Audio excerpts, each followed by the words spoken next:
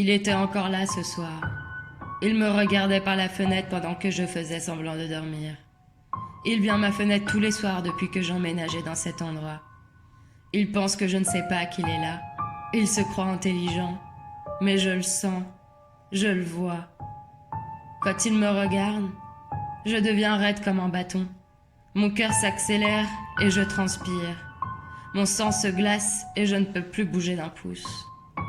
Parfois, il pose ses mains sur ma fenêtre, son souffle créant de la buée sur le verre.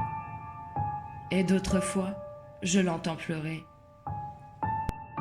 Je sens que ses intentions sont mauvaises. Maintenant, il ose même entrer dans ma chambre. Il s'assied sur une chaise au pied de mon lit et il respire profondément, polluant mon air. Parfois, il fredonne des berceuses, il marmonne ou il pleure. Récemment, il est passé à la vitesse supérieure. Il est entré dans ma chambre et il a regardé mes peintures. Il les a même touchées.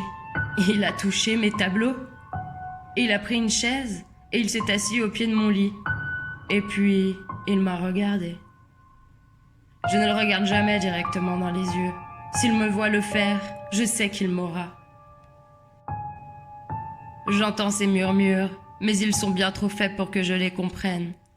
Je sens la haine dans sa voix, et ça me terrifie. Je veux plus continuer comme ça, alors je lui laisse des mots au pied de mon lit pour qu'il les trouve.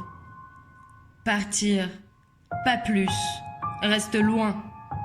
Mais à mon réveil, mes messages ont disparu, et à leur place, je trouve les messages de la chose. Je suis là pour toi. Je ne vais pas partir. J'ai besoin de toi. Cet homme est cinglé. Il veut me tuer, je le sais.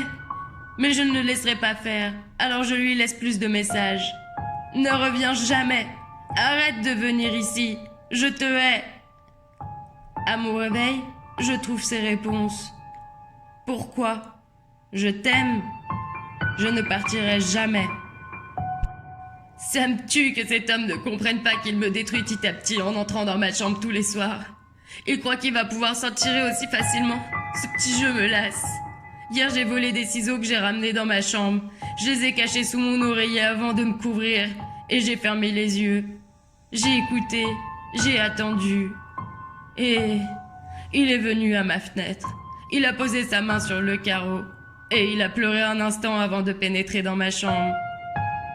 Il regarda mes tableaux, les toucha, encore une fois. Il tira sa chaise vers lui, s'asseya et me regarda. J'ai attendu. Il se mit à fredonner une berceuse. Il se leva et fit les 100 pas dans la chambre en pleurant. Et puis il s'est approché de moi sur le côté de mon lit. Il s'est penché et il m'a embrassé sur la joue alors que je lui enfonçais mes ciseaux dans la gorge. Je ne l'ai pas regardé. Je savais qu'il pouvait encore m'attraper. Et j'ai attendu de l'entendre s'étouffer dans son sang. Il est tombé sur le sol en saisissant son cou, haletant pour respirer. Juste avant de mourir, il a dit une chose. Pourquoi ? Et des hommes ont cassé ma porte. Et ils ont couru vers le monstre mort pour l'emmener. Et puis, ils m'ont emmené aussi. Ils m'ont attaché et mis dans une pièce capitonnée. Je ne comprends pas pourquoi. Je ne peux plus peindre ici. Il n'y a plus de tableau. Finalement, un homme qui m'a dit être médecin est entré et s'est assis au bord de mon lit. Comme l'homme à la fenêtre. Il a sorti un classeur et puis il m'a dit « Madame Rudger, expliquez-moi ce qui vous a poussé à faire ce que vous avez fait. Quelles étaient vos motivations ? Vous souvenez-vous de votre processus de pensée ? N'était-ce pas évident ? J'ai empêché l'homme pervers de venir dans ma chambre pour me regarder. Je l'ai empêché de me faire du mal. » Le docteur me regarda et il me dit « Madame Rudger, je crains que vous ne compreniez pas très bien la situation. Vous ne vous souvenez plus de ce qu'il vous est arrivé ? Vous avez été victime d'un terrible accident de la route dans lequel vous avez perdu vos 3 enfants. À la suite, vous avez déclaré une dépression sévère, ce qui vous a conduit à l'établissement de santé mentale de Shining Pines. Vous êtes ici depuis un certain temps, et votre mari est le seul membre de votre famille à venir vous voir depuis votre arrivée. » Je l'ai regardé fixement. « Madame Rudger, comment vous dire ? Est-ce que vous comprenez ? Votre mari, C'est l'homme que vous avez assassiné.